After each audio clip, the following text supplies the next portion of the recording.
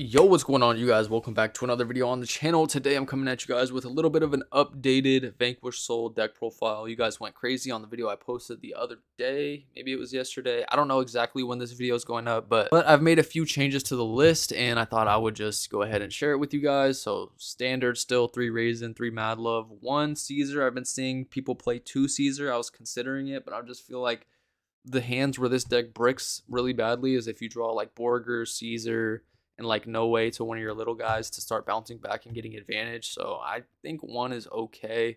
Still not playing the Pluton, even though Pluton does come up in a decent amount of games to where you need to search a fire. I did see that Vanquish Soul is getting a new monster, but we're not going to get that for a couple months. And that one is a fire that's searchable that I think is definitely way better than Pluton.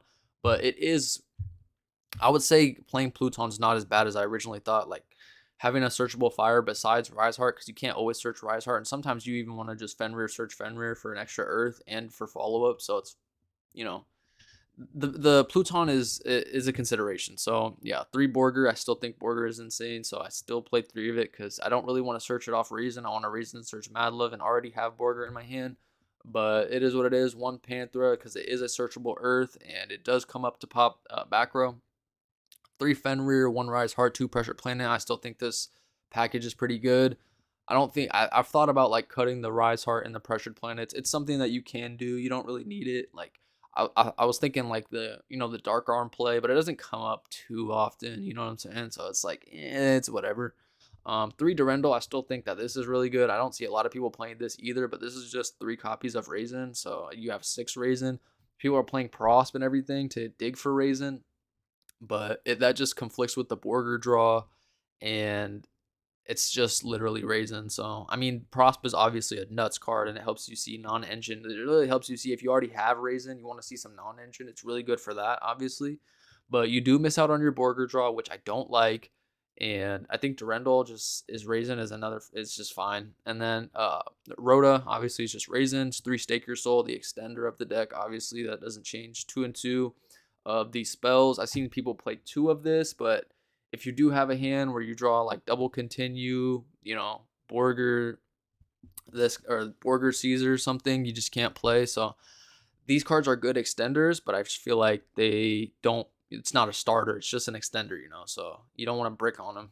And then 3 Ash, obviously 3 Karkur. I think I was siding this at one point, but this card is just so insane in the mirror match and against Cash that it's like you might as well play it. And it's a fire for Stake Your Soul, so it's just like I think this card should stay in the deck for sure. Like this card is just nuts. Even not against stuff like Cash and whatnot. Like it just helps going for game. Like this card is insane. Karkur is just insane. Curry Kara is insane. Double Bell. I was playing Triple Bell. I did drop this down because I feel like in some matchups it's just not really impactful enough. And I do play a decent amount of Earths with the Fenrir, so it's like, it's fine. Also, the 1 Caesar. So it's fine. This is like, and Stake Your Soul to summon out, Caesar's like mid anyway. So you really want the fires, what you want.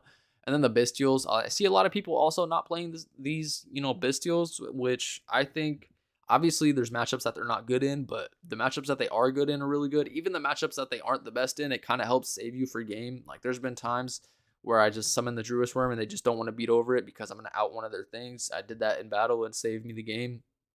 So I still like the Bestials and 3 Shifter. It's just a auto win against too many decks to not play, I think. Obviously against Cash, but like you don't even drop it against Cash. Like you just hold it in your hand for a dark for Borger. That's all you do with it. Like against Cash, you just play around Talons and Thrust. You don't even drop the Shifter. If you see they're on Talons, always just hold the Shifter, especially game 1 if you draw it. Wait to see what they're playing. If it hurts them, use it. If it doesn't hurt them, hold it for a dark. It's fine. And then, side deck is whatever. 3 Evenly. I might just take this out. Evenly's kind of mid. Like, it's not good against Branded. It's mid as hell against, this deck. Like, it's fine, but it's just whatever. Like, I've gotten even lead in this deck, and I just keep the rock. I go through my Borger draws and whatever. I keep the rock, and I'm chilling. So Evenly might come out. 3 Thrust, I think is fine. I don't know. I don't really know. If you guys have any ideas in the side deck, let me know. But I just have Thrust and a few crazy Thrust targets. TC Boo, obviously, for when I know I'm going first, and it's actually good against the deck that I'm playing against. And then double Nib. I might take this out for another Nib, throw a Nib in there, because I've noticed a lot of Kashtira players are playing into Nib to try to set up a good board because the Rise Heart Pass kind of just doesn't cut it anymore. I mean, it's fine, but it's just not consistent. You're not gonna consistently win with just the Rise Heart Pass, I think, in my opinion. But um, so yeah, the cash players are playing into Nib. Also, I notice a lot of Vanquish Soul players are playing into Nib. I usually sacrifice, like, sometimes you have to sacrifice a draw or an extender to play around nib with this deck, and I think it's worth it. Like, just don't get nibbed. If you get nibbed for your life savings in this deck, it's kind of hard to recover. So yeah, that's what it is. And then extra deck is just 3 rock. You might as well play this because your extra deck's so free. Donner is a new addition, but it's really, really nice because there will be a lot of times where you have like a dragon on board, or you just have a mad love or whatever.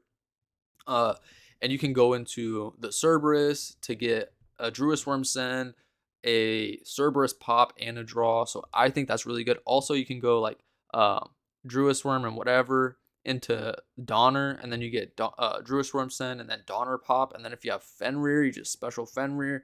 I think Donner coming up is really good in this deck because you play the Kashtira stuff, or just the Fenrirs and the planet, but you'll have Fenrir and planet a lot where you can't summon them. So you just go Donner, clear 2 things with the Druis Worm or something, or just clear 1 thing, even if that's fine.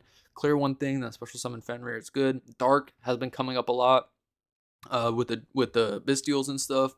Just take something. Also in the mirror, take Borger, reveal, draw, gets crazy. Cerberus and Phoenix, I think these are Mando in this deck, low key. And then Unicorn is fine. I don't think I've ever made Unicorn access code. It's fine. I made it like 1 time. Underworld Goddess, I've never made it, but it's just nice to have that card in your back pocket so you can unaffected things. It's really nice just to have that in your extra deck. You don't have to worry about adding Nist or some bullshit like that. Want to Rise Heart, this should come out. I don't ever make this, but I haven't played against too much cash, to be honest. But anyway, Baguska, I think this should stay. It's really good. Dark Arms is fine. Like, I don't know, it's mid. And then Zeus, I think, is still good because you do play Talents. Talents take, and then just Zeus or Baguska attack, take Zeus. Oh my god.